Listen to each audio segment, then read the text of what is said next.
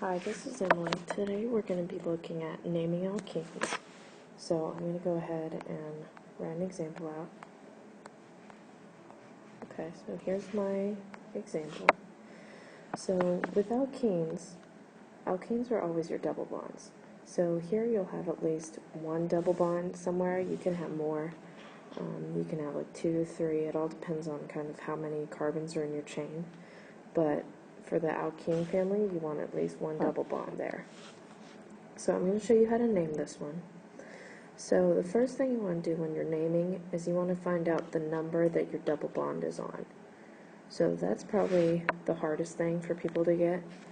So the thing with this though is whenever you're counting, you want to count the number that the double bond's on, but you want to also find the lowest number that the double bond is on.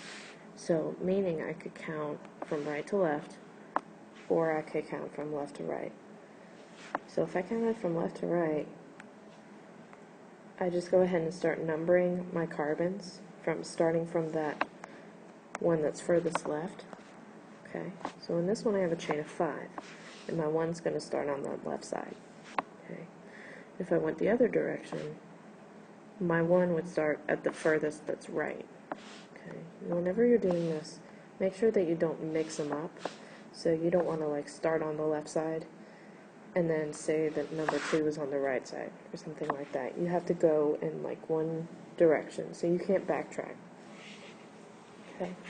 So whenever you're naming this, you want to get the number of that smallest bond like we talked about. So if you count from left to right, that first carbon in the double bond is going to be on carbon 2. Okay, so that's important. We're going to save that for now. And then if we count from the other direction, the first carbon in that double bond is the third one. So whenever you're using your number, you want to get the lowest number possible. So for this one, I'm going to go ahead and count left to right, because 2 is smaller than 3. So I'm going to use that 2 there. And I only need to say the number of the first carbon that hits that double bond. So I don't need to include 2 and 3. 2 should just be fine. Okay. So that's the number.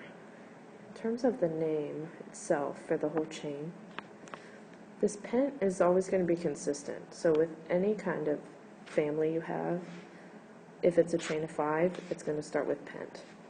So the thing that's changing is your ending. So in this one, it's going to be that ene, because this one's an alkene.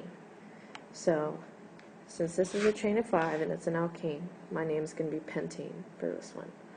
And then that 2 is going to be covering what number in the chain that double bond is on.